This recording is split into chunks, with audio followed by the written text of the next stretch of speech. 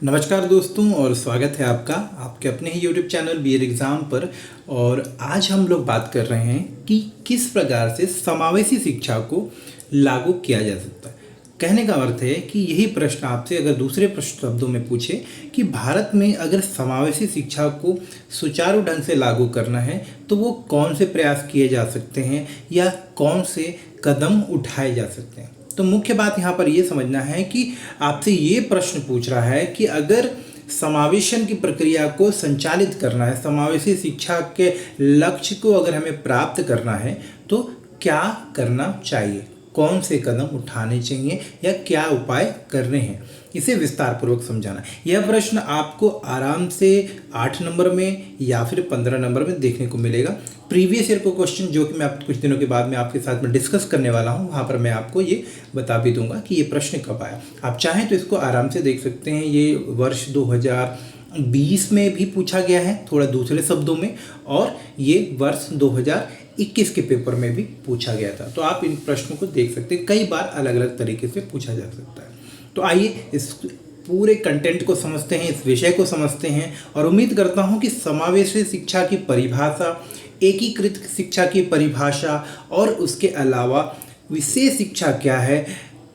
उपचारात्मक शिक्षा क्या है, इन सारी चीज़ों से अभी तक आपका परिचय हो गया होगा। अगर इन केस आपने अभी तक इन विषयों के बारे में नहीं पढ़ा है तो प्लीज़ मेरे आने वाले वीडियोस को जरूर चेक करिएगा। वहाँ पर हम एकीकृत शिक्षा, समावेशी शिक्षा, विशेष शिक्षा क्या है और इनके बीच में क्या प्रमुख अंतर, उसके बारे में भी चर्चा कर रहे हैं। अभी यहाँ पर हम लोग डिस्कस कर रहे हैं कि समावेशी शिक्षा क्या है, या अगर समावेशी शिक्षा को हमें लागू करना है, क्रियान्वित करना है तो किस प्रकार से किया जा सकता है।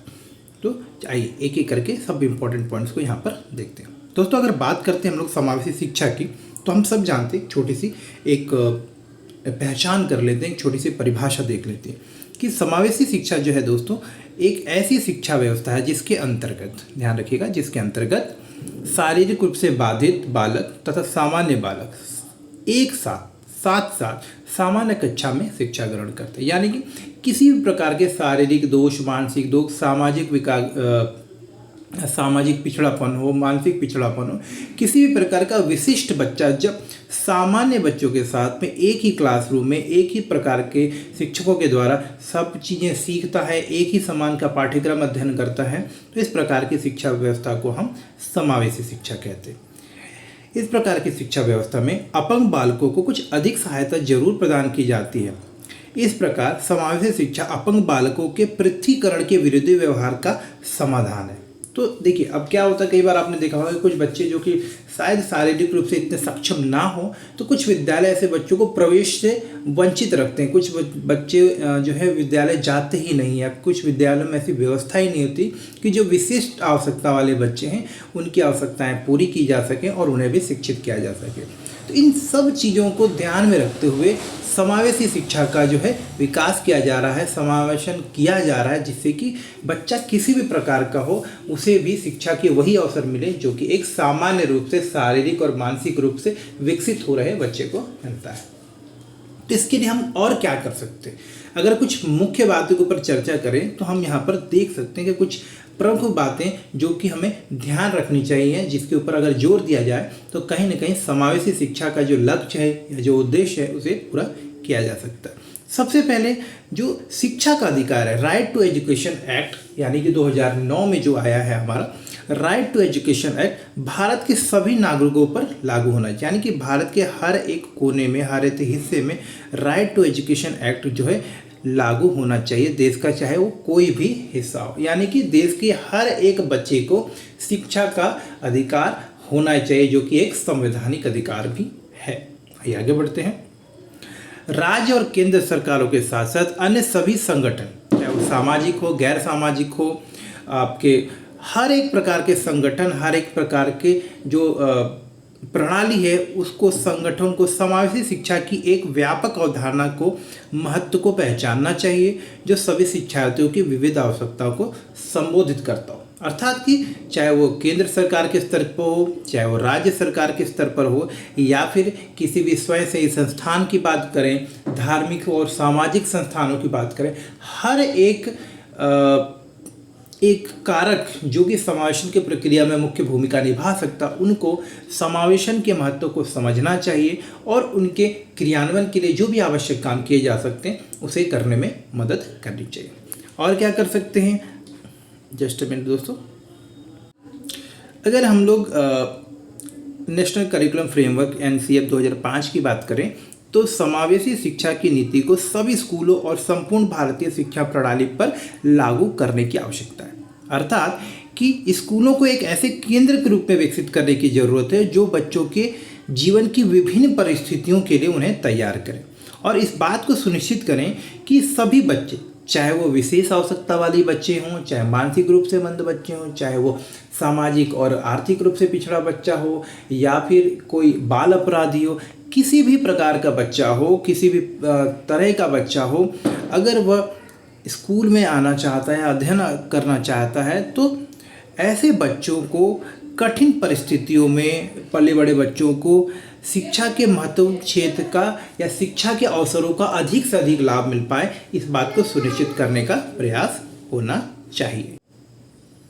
ग्रामीण क्षेत्रों में अगर हम बात करते हैं तो शहरों के साथ साथ ग्रामीण क्षेत्रों में भी विशेष शिक्षा कार्यक्रमों के लिए शिक्षकों को तैयार किया जाना चाहिए। शिक्षक जो कि ग्रामीण परिस्थितियों से परिचित हों और समावेशन के महत्व को भी समझते हों। जी हाँ दोस्तों, अगर हम बात कर रहे हैं यहाँ पर समावेशन की प्रक्रिया की, तो अगर ग्रामीण स्तर पर इस चीज़ को देखा जाए तो हमें ऐसे शिक्षकों की ज़रूरत है जो कि समावेशन की प्रक्रिया के महत्व को समझते हुए ऐसे तरह से काम करें जिससे कि जो ग्रामीण स्तर पर जो समावेशी शिक्षा के अंतर्गत लाए जाने योग्य व्यक्ति हैं या छात्र हैं, उनकी पहचान करते हुए ऐसे कार्यक्रमों का संचालन करें या ऐसे कार्यक्रमों में भाग ले सके जो विकलांग व्यक्तियों को उनके अपने आसपास के ही वातावरण और समुदाय के साथ जोड़ने में, समुदाय के मुख्य धारा में जोड़ने में, समुदाय का एक हिस्सा बनने में मदद कर पाए। तो समावेशन की प्रक्रिया का यही उद्देश्य है कि चाहे वो शहर में रहने वाली आबादी हो या गांव में रहने वाली आबादी हो,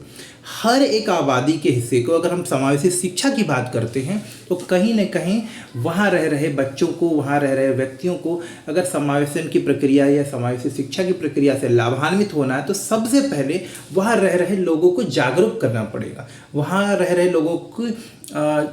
को कह सकते हैं कि उनको जागरूक करना पड़ेगा इस प्रकार की समस्या से, समावेशन के महत्व से। तो इस बात का हमको ध्यान रखना है। और क्या कर सकते हैं, समावेशी शिक्षा प्रणाली में लचीलापन लाना होगा और यह लचीलापन कुछ इस तरह से हो, यह लचीलापन इन बच्चों को नियमित पाठ्यक्रम तक पहुंच प्रदान करने के लिए उपयोग की जाने वाली विधियों और सामग्रियों में भी दिखाई देनी चाहिए। तो लचीलेपन का मतलब ये नहीं कि हर एक बच्चे को बस एडमिशन दे दिया, हर एक बच्चे का हमने प्रवेश सुनिश्चित कर दिया, नहीं, बल्कि ये कि बच्चों की आवश्यकताओं के अनुसार कहीं न कहीं पाठ्यक्रम में बदलाव करना, कहीं न कहीं शिक्षण विधियों में बदलाव करना, कहीं न कहीं शिक्षण सहायक सामग्री में बदलाव करना, कहीं न कहीं पाठ्य सहगामी क्रियाओं में बदलाव करना भी जो है समावेशी शिक्षा के अंतर्गत लचीला होने की पहचान है। स्कूल स्तर पर दोस्तों अगर हम लोग बात करते हैं तो स्कूल स्तर पर एक प्रबंधन और सहायता टीम का गठन होना चाहिए जो विशेष शैक्षिक आवश्यकताओं वाले शिक्षार्थियों की ज़रूरतों की पहचान करके पूरे स्कूल के लिए कुछ ऐसी रणनीति विकसित करें जो कि उन टीचरों, मतलब उन शिक्षकों, उन कर्मचारियों, स्कूल के कर्मचारियों की बात कर रहे हैं, समुदाय के लोगों को और माता पिताओं को एक सहायता स्रोत के रूप में, एक मार्गदर्शक के रूप में काम करें जो कि उनके बच्चों के समायोजन के लिए, उनके विशिष्ट बच्चों की शिक्षा के लिए कुछ योजनाएं बता सकें, कुछ समाधान बता सकें या शिक्षकों को, स्टाफ मेंबर्स को और माता पिता को समय समय पर गाइड कर सके। तो एक टीम का होना, एक प्रबंधन टीम का, एक प्लानिंग करने वाली टीम का होना बहुत ही आवश्यक है। इसके बाद एक स्कूल की जो प्राथमिक जिम्मेदारी होती है उसके बाद में इस बात को सुनिश्चित करना होता है कि वे विशेष बच्चों को उनके सामान्य तौर पर दिखने वाले या सामान्य रूप से विकसित हो रहे साथियों के साथ साथ अध्ययन करने और उन्हीं की तरह चीज़ों को, विभिन्न कौशलों को सीखने में मदद करें। यानी कि समावेशन की प्रक्रिया को समझते हुए एक स्कूल को इस बात को सुनिश्चित करना है कि सामान्य बच्चे विशिष्ट बच्चों के साथ साथ चीज़ों को सीख रहे हैं, यानी कि विशिष्ट बच्चों को वही अवसर मिले जो कि एक समान बच्चे को मिल रहा है। एक समावेशी स्कूल को सभी बच्चों की ज़रूरतों को पूरा करने के लिए विद्यालय स्तर पर आधारभूत शिक्षण संरचनाओं, प्रणालियों और कार्य प्रणालियों को सक्षम करना चाहिए, विशेष रूप से उनके लिए जो शिक्षा के अधिकार को प्राप्त करने में कई प्रकार की समस्याओं का सामना करना पड़ा है। मतलब ऐसे बच्चों के लिए हमें इस बात को और अधिक प्रयासरत होकर काम करना चाहिए जो कि शायद शिक्षा में अपनी शारीरिक कमियों के कारण, मानसिक त्रुटियों के कारण, मानसिक विकार के कारण, व्यवहार संबंधी विकार के कारण शिक्षा के लाभ से वंचित रह जाते हैं या शिक्षा के पूर्ण लाभ को नहीं ले पाते। और क्या किया जा सकता है दोस्तों? माता पिता को अपने बच्चे से संबंधित जो भी निर्णय होते हैं या बच्चों के लिए जो भी बेस्ट होता है या जो भी उत्तम हो, जो उनके विकास के लिए, उनके आगे आने वाले भावी जीवन के लिए अच्छा हो, उसके बारे में निर्णय लेने की पूरी आज़ादी होनी चाहिए। ऐसे निर्णयों को लेते वक्त माता पिता का जो है योगदान, माता पिता के विचार और माता पिता की भागीदारी भी सुनिश्चित की जानी चाहिए।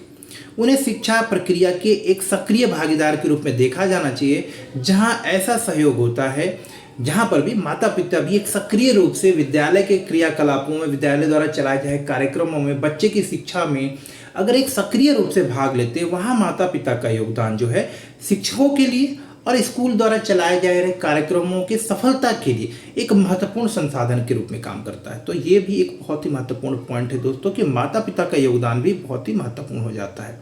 दूसरा, विशेष बच्चों को मुख्य धारा में लाने के लिए स्कूलों को पूर्व निर्धारित प्रयासों द्वारा समायोजन करने की आवश्यकता है। इसका अर्थ यह होता है कि दोस्तों कि समावेशन की प्रक्रिया से पहले ही स्कूल को अपने आप को तैयार कर लेना चाहिए। इस बात को समझने का प्रयास करेंगे हम लोग यहाँ पर कि जो भी स्कूल समावेशी स्कूल कहलाते हैं, जो भी स्कूल जो है समावेशन की प्रक्रिया को सुनिश्चित करना चाहते हैं, उनको अपने आप को आधारभूत रूप से, संसाधनों के रूप से अपने आप को पूर्व में ही तैयार कर लेना चाहिए। उदाहरण के लिए परिवहन की सुविधाएं, यानी कि विशिष्ट बालकों के,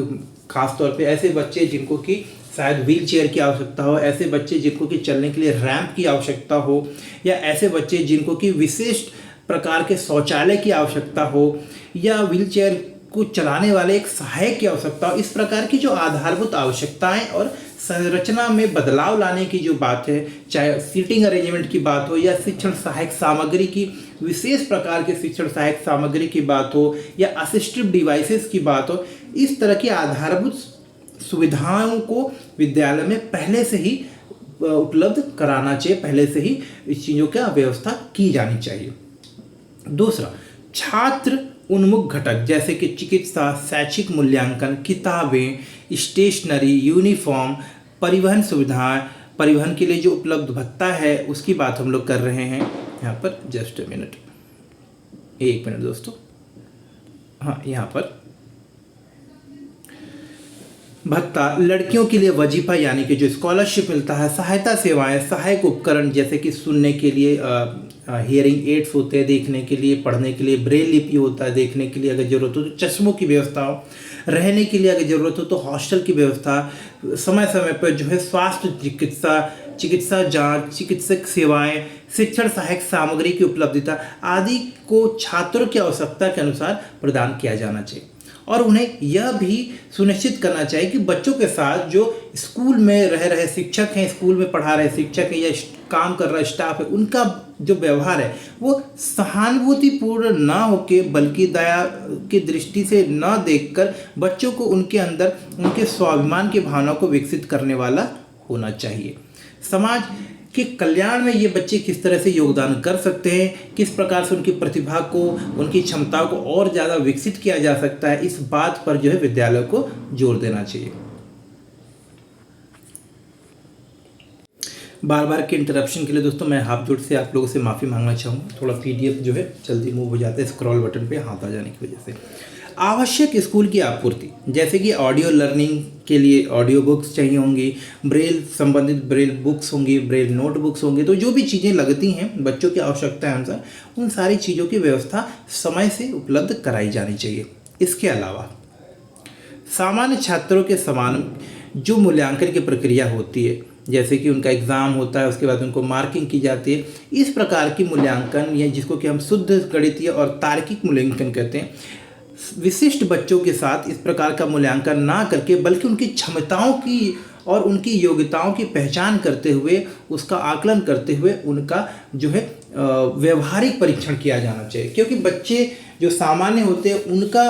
जो प्रदर्शन होगा कहीं ना कहीं बेहतर ही होगा एक विशिष्ट बच्चे से। तो विशिष्ट बच्चों का मूल्यांकन, उनके सीखने और समझने की क्षमता का अगर मूल्यांकन करना है तो उसके लिए हमें विशिष्ट प्रकार के, अलग प्रकार के मूल्यांकन पद्धति का इस्तेमाल किया जाना चाहिए। परंतु मूल्यांकन होना आवश्यक है, क्योंकि इस प्रकार के बच्चे भी सीखते जरूर है, हाँ उसकी गति अलग होती है, तो कहीं ना कहीं इनका भी मूल्यांकन होना चाहिए, लेकिन उनके मूल्यांकन की जो पद्धति होती है या उनके मूल्यांकन के लिए जो तरीके इस्तेमाल किए जाते हैं वो थोड़े अलग होते हैं। इसके अलावा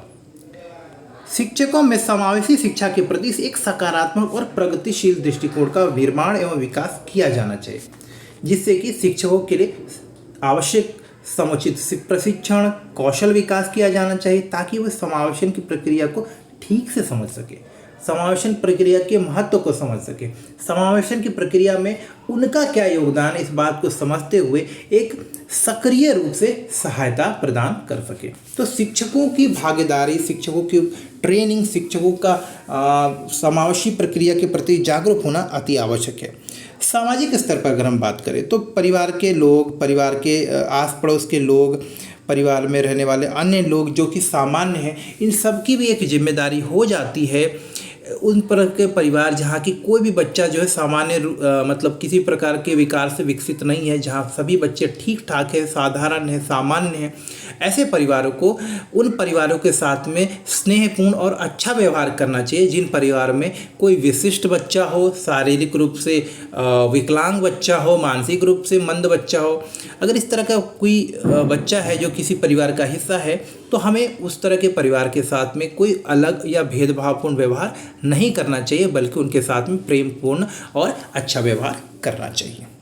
आइए आगे बढ़ते हैं। बहुत महत्वपूर्ण बात है दोस्तों, जैसा कि मैंने आपको पहले बताया कि जो कार्यरत हैं शिक्षक, यानी कि सेवाकालीन जो शिक्षक है, उनका प्रशिक्षण सामान्य शिक्षकों और विशेष शिक्षकों के लिए आवश्यक रूप से 2 से 3 सप्ताह की अवधि वाला उपयुक्त प्रशिक्षण कार्यक्रम जरूर आयोजित किया जाना चाहिए, जिससे कि उन्हें सभी प्रकार की अक्षमताओं और विकलांगताओं की जानकारी मिले। विभिन्न प्रकार की अक्षमताओं और विकलांगताओं के जो बच्चे होते हैं उनको किस प्रकार से सिखाया जा सकता है, किस प्रकार से उनके विकास में मदद की जा सकती है, इस बात से शिक्षकों को परिचित कराया जाए, इस बात से शिक्षकों को जागरूक कराया जाए, जिससे कि वो समावेशन की प्रक्रिया में या एक ऐसे विशिष्ट शिक्षक के रूप में जो है अपनी भागीदारी सुनिश्चित कर सके। माफ़ करिएगा। यह शिक्षकों को विकलांग बच्चों को प्रभावी ढंग से पढ़ाने और उनके कौशल विकास को सुनिश्चित करने में मदद करती है। इसके अलावा दोस्तों, यदि कोई स्कूल विशेष आवश्यकताओं वाले बच्चे के लिए प्रतिबद्ध है, मतलब कि अगर कोई स्कूल जो है इस बात के लिए जाना जाता है या इस बात के लिए हम जानते हैं कि इस विद्यालय में अगर समावेशन की प्रक्रिया के अंतर्गत क्रिया चलाई जाती है, प्रशिक्षण होता है, तो वहाँ पर शिक्षकों को बच्चों की ज़रूरतों को समायोजित करने के लिए समय समय पर संचालित की गई ट्रेनिंग सेशन, वर्कशॉप, कार्यशालाएं, प्रशिक्षण सत्र, कौशल विकास के कार्यक्रम में समय समय पर और पूरी ईमानदारी के साथ में भाग लेना चाहिए, जिससे कि वो वर्तमान में चल रहे नए नए बदलावों से, नई नई चीज़ों से परिचित रहें और बच्चों की आवश्यकताओं को पूरा करने में अपना अधिकतम योगदान कर सकें। प्रशिक्षण कार्यक्रमों की अवधि का मूल्यांकन विशेष शिक्षा में बदलती प्रवृत्तियों की चुनौतियों का सामना करने के लिए जो निरंतर समावेशी शिक्षा की योजना में, जो समावेशी शिक्षा के दिशा में जो बदलाव हो रहे हैं, उससे लोगों को परिचित कराते रहना, उससे लोगों को अपग्रेड कराते रहना, ये भी एक महत्वपूर्ण बात है। जैसे कि आईसीटी के योगदान से कहीं ना कहीं हम समावेशी शिक्षा को और सुचारू ढंग से और प्रभावशाली ढंग से संचालित कर सकते हैं, उसको हम लोग कर सकते हैं। तो सभी शिक्षकों को, सभी लोगों को जो कि समावेशन की प्रक्रिया में महत्वपूर्ण है, उनको कहीं ना कहीं आईसीटी के योगदान से, आईसीटी के इस्तेमाल के प्रति जागरूक करना होगा, इसके इस्तेमाल के प्रति लोगों को सजग करना होगा। समावेशन की दिशा में प्रयास करना, यानी कि किसी विशिष्ट कक्षा शिक्षक की एकमात्र जिम्मेदारी नहीं होनी चाहिए। ये बात समझना होगा दोस्तों कि समावेशन की प्रक्रिया को सफल बनाने में सिर्फ माता पिता या किसी शिक्षक का योगदान नहीं या शिक्षक की जिम्मेदारी नहीं होती, बल्कि ये पूरे समाज की, पूरे शिक्षक व्यवस्था की, शिक्षण समाज की, पूरे समाज के अलावा पूरे देश की हर एक उस व्यक्ति का जो हमारे समाज का हिस्सा है उसकी जिम्मेदारी होती है कि कहीं ना कहीं हम अपने अपने स्तर पर जो है समावेशन की प्रक्रिया में भाग लें। अगर हम एक पड़ोसी हैं तो हमें ऐसे बच्चों के साथ अच्छा व्यवहार करना चाहिए। अगर हम शिक्षक हैं तो अपने आप को जो है निरंतर प्रशिक्षण और निरंतर जागरूक होते हुए ऐसे बच्चों के प्रति जो है एक जिम्मेदारी पूर्ण रवैया अपनाते हुए समावेशी दृष्टिकोण रखना चाहिए।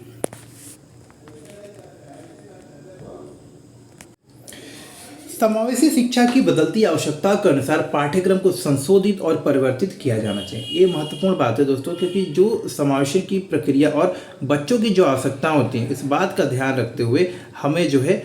समावेशन की प्रक्रिया को संचालित करना चाहिए। किताबों में, पाठ्यक्रम में उपयुक्त बदलाव करने चाहिए। तो ये भी हमको ध्यान रखना है। यह शिक्षकों के लिए उनके समावेशन और इसके सिद्धांत के ज्ञान के बारे में उचित प्रशिक्षण द्वारा ही किया जा सकता है।